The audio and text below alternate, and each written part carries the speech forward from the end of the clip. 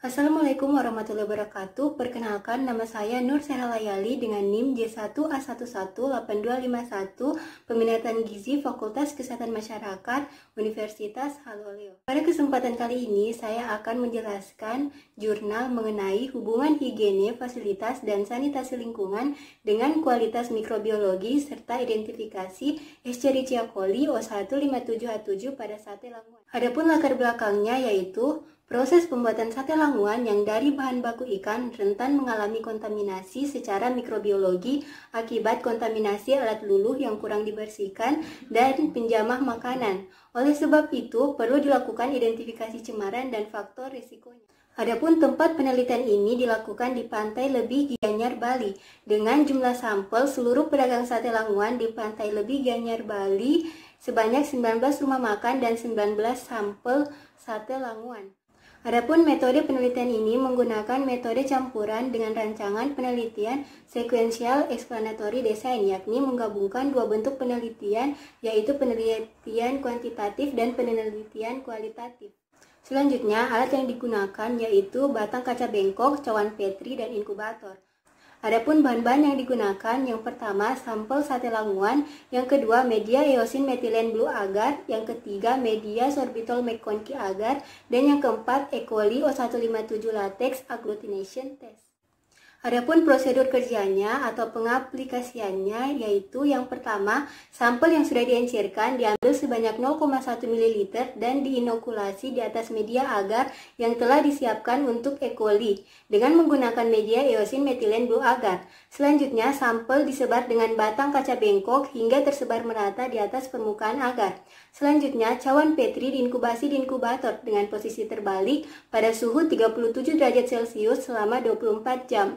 Setelah diinkubasi, koloni yang tumbuh dan berwarna hijau metalik dihitung sebagai koloni E. coli.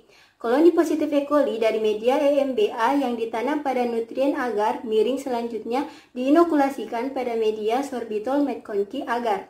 Setelah diinkubasikan pada suhu 37 derajat Celcius selama 20-24 jam, serotipe E. coli O157H7 dideteksi dari terlihatnya koloni jernih dan dianggap bersifat sorbitol negatif. Adapun hasil penelitiannya dapat dilihat pada tabel berikut ini. Pada tabel tersebut menunjukkan bahwa praktik higiene penjamah makanan kategori kurang lebih banyak dibandingkan dengan praktik kategori baik. Hal ini dapat dilihat bahwa dari 19 responden yang termasuk kategori kurang baik sebanyak 15 responden atau 79%, sedangkan responden yang termasuk kategori baik sebanyak 4 responden atau 21%. Yang kedua, ketersediaan fasilitas sanitasi dikategorikan menjadi fasilitas sanitasi memadai dan fasilitas sanitasi kurang memadai. Kategori fasilitas sanitasi tidak memadai sebanyak 9 responden atau 47%, sedangkan fasilitas sanitasi memadai sebanyak 10 responden atau 53%. Yang ketiga, kebersihan lingkungan sekitar tempat responden berjualan dikategorikan menjadi lingkungan bersih dan lingkungan kurang bersih.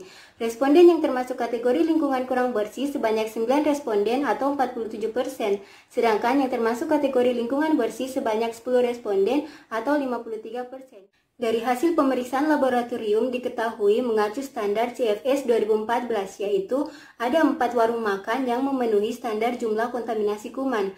Dari 19 sampel yang dilakukan pemeriksaan coliform dan E. coli, diketahui 15 warung terkontaminasi E. coli rata-rata 5 kali 10 pangkat 6 CFU per gram.